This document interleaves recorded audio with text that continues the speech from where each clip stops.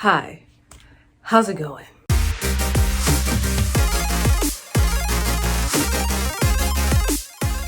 Hi everyone, it's Kenya aka Taemon Rebel, and I'm here with a listed or drop it video, and it's going to focus solely on 3 Japanese dramas that I have decided to finally watch. They've been on my list for way too long. Japanese dramas are very short, so I don't know why they've been on my list for so long, but they usually only last from 10 episodes to 12 episodes. That's actually the most rare ones are 10 to 12. The actual average is 8 to 10 usually. These 3 I kind of just clumped together because they're all romance dramas. So hopefully if it's currently in the plan to watch abyss, or if it's currently on the on hold abyss, if I list my pros and cons, it'll help you decide if you want to actually put it on your list to watch or drop it from your list. So the first story we're going to start off with is called Koinaka, or Love Relationship, and it stars Fukushi Sota, Honda Tsubasa, and Nomura Shuhei. This is a love story about childhood romance and 2 childhood friends who grew up together, love each other, but don't tell each other their feelings. They bicker a lot, and you know, it's all good fun and games until a new guy moves into town and kind of stirs up the pot with who likes each other. So the female friend has to move away, and before she is forced to move away, she tries to confess her feelings to her childhood friend, but in the end, it doesn't work out, and she disappears from the new guy in town and childhood friends' lives. And you know, they graduate high school, and 7 years pass. They all meet up together again, and past issues resurface. Yeah, that's the story.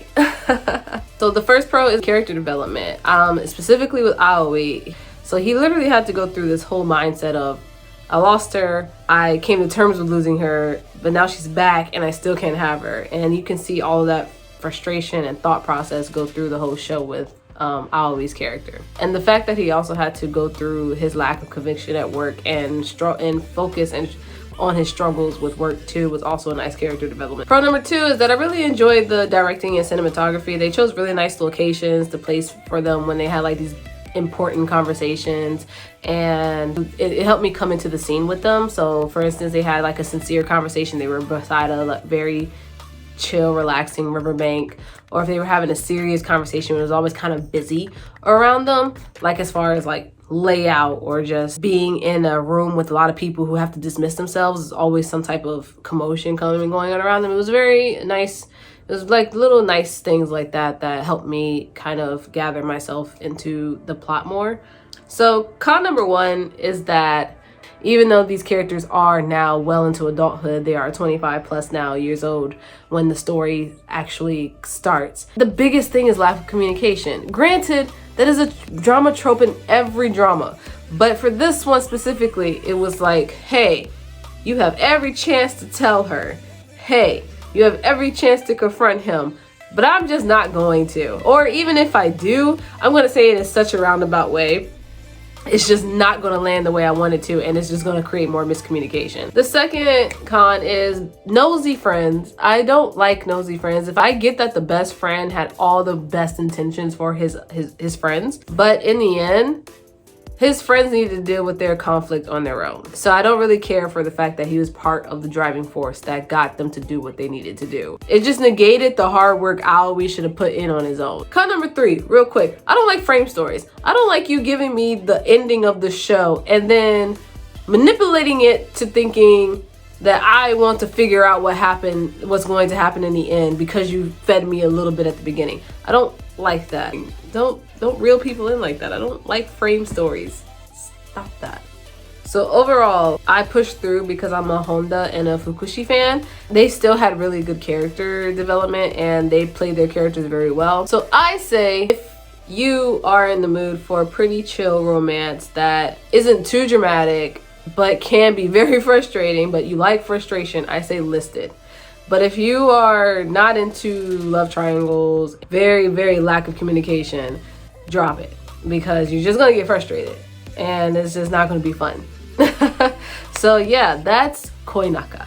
On to the second show. Okay, so the second story is called Hanbun Aoi, which means half blue. So it's a story really about if you see the cup half full or if you see it half empty. It's all about optimism. I'm going to warn you, It is an asadora, and they are 156 episodes, but they are 15 minutes each, so technically it's 36 episodes. There is a huge cast of characters, but the main two who appear in literally every episode. The main actress is Nagano Mei, and the main guy, her childhood friend, is Takeru Sato. I'm a huge Takeru fan. Basically, probably the only reason why this show was on my list. I'm not afraid to admit that. If you are on my drama list, my profile pic is Sato. I am a huge fan. A young woman named Suzume who was born in 1971. That's where the story starts. She loses hearing in her left ear as a child. As she grows up, she learns to deal with her hearing loss and work around it and pursue her dreams. Even with all her hardships, she goes through many trials and tribulations, but even while dealing with those, she still keeps her optimism. So because story is about Suzume's life, from her being born to her being 40 something, it's a lot to intake. So pro number one is literally that Suzume is just a good character overall. She's perky and optimistic. She really keeps you wanting to know more of her story and what she's going to do next. And that's basically what kept me going for the whole story. I just really wanted Suzume to be happy. The second pro is that the side characters are also very decent. They have a good lineup of side characters throughout her life. And I wish there were more that got more screen time than others, but you know, it is what it is. I believe all of the side characters held a good place in the show and kept it interesting. So unfortunately, I do have a lot of cons for this show because you have to put it on like a little bit higher than just an 8 to 12 episode drama, because it's 156 episodes. It airs halfway through the year. It airs every morning for 15 minutes and is literally 5 days a week. So you have week 1, week 2, week 3, week 4, all the way to week 20 something. I have to deconstruct it a bit more than just an 8 to 12 episode drama. So con number one is that the story really has no motivation to lead me anywhere. I try to correlate Suzume's story with no matter how many times you fall, you can always get back up. But there is no positivity in Suzume's life that possesses me to tell her to get back up again. After the third or fourth time, I'm just like, you just chill. Just take a step back and just chill. That's how much negativity just enters her life. It's just so unfortunate. She literally just has way too many unnecessary obstacles that bog the story down. And it really just makes the show very disheartening to watch. I'm not gonna lie. Con number two, the storyline with her husband, him specifically as someone in Suzume's life, really just messed everything up. His story made no sense.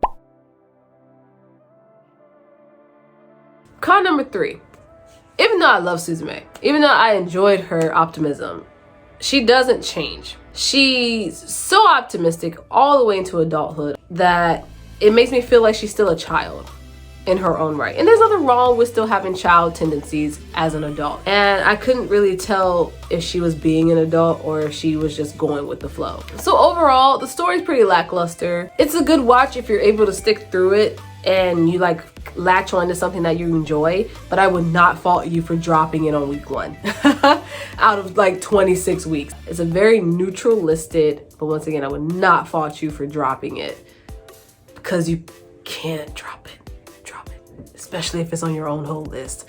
You ain't gonna get back to it. The third and last Japanese drama is called Tokyo Tarareba Girls, or Tokyo Tarareba Woman, or Tokyo What If Woman. I'm not very familiar with these actresses, so I'm just gonna read off my handy notebook. It stars Yoshitaka Yuriko, Eikura Nana, and Oshima Yuko. So this one is based off a josei manga of the same name. Also author of Princess Jellyfish. So if you enjoyed Princess Jellyfish, you most likely will enjoy Tokyo Tarareba Girls. There are as little lackluster differences. I personally enjoy Princess Jellyfish a lot more. And the story is pretty simple. It's really about these 3 women who are single in their 30s or going into their 30s, and they're just frustrated with the single life. So the story is basically about women who always claim what if I did this, what if I did that, just what if women. And they run across this guy named Ki, who in the end nags on them about being what if women. And this gets their mind rolling like, oh my gosh, we don't want to constantly be what if women. This is what spirals them into making these sometimes bad decisions and being with men that don't deserve them, or being with men that don't know how to deserve them yet. But it is a comedy, and in the end it's just meant to be fun. There are these little characters that run around and that are like their subconscious that tell them, you know, if you do this, you're a what if woman and that's not what you want to be. And it's so cute, and it's very, very reminiscent of Princess Jellyfish. Like, I can get the same comedy and atmosphere. So my biggest pro is character development. Like I said, all these women make these decisions, but we also see enough of them to realize that these decisions aren't what they want their life to be, and they grow from them in different ways. There's even a point where they do have an argument with each other, but in the end, a friend is just there to listen. A friend isn't there to make the decision for you. There will be times where you judge each other and realize, but in the end, even if your friend is deciding to date this married man, who are you to tell her that's not what she should do? Sometimes you just have to learn the hard way, and I appreciate that character development. The second pro is that the characters are very likable. So seeing them go through this journey of realization that these women, that I'm making these decisions and some of these decisions are good, makes them very likable. And they're also not very haughty or anything like that. They're just real women who want to do better in their lives. Oh, pro number 3, the cute Tarareba characters are adorable. Fourth pro is that I got enough of each of their stories to understand their decisions and understand their relationships and understand how they were so close and sisterly with each other. Last pro, the 5th pro, is that the comedy was really good. I really enjoyed the overdramatics that Japan does when it comes to like very comedic shows. The overdramatic expressions and situations, it just makes it all really good and fun. My first con is that even though I enjoyed the characters, the story, the plot was very subpar. It's nothing that would stick out amongst any other josei type of dramas. My second guy is that even though the men were enjoyable, they also didn't really stick out as much. Hayasaka becomes the settling guy, like the one that's been around the whole time, but in the end you just settle for him. And then Ki becomes the unattainable guy. Like, he's out of reach. Let's do this once with him, but we should never do it again. We should never even think about having a one-night stand with him again. And the guys never become more than that. So it's like, Ki does get a story arc, but in the end, by the time we delve into it, the show's over. And honestly, I don't like the show enough to want to watch the special. And I feel like the special is probably just gonna make me even more disinterested. So I'm just gonna skip it all together and just, you know, I'm just gonna leave it at the drama. So overall, it was nothing special. Honestly, if it's been on your plan to watch for a while, I should say drop it. It's not really anything to go out of your way to watch. I would say just don't waste your time, because even I don't want to watch the special. And that says a lot, because most Japanese dramas have specials to extend the story. I didn't even want to do it with this one, so. Okay, that's the end of this list it or drop it. I hope my pros and cons help you decide on whether you want to list or drop these shows. Recap, the first one, Koinaka, childhood romance classic.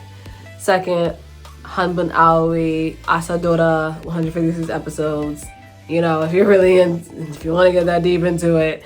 And Tokyo Tarareba Girls, or Tokyo What If Girls, you know, that one I said, it is what it is. I really hope I helped you decide on whether to watch it or not, or just to say give up on it, because, you know, I wish I had someone to help me do this. But thank you for sticking around, and I hope to be back with another listed or drop it soon, possibly just one show, because I'm gonna go back to watching Korean dramas soon after this, or Chinese drama soon after this. So yeah, so just look out for the next video, and I really appreciate y'all so much. Thank you for sticking around, and I'll catch y'all next time. Bye.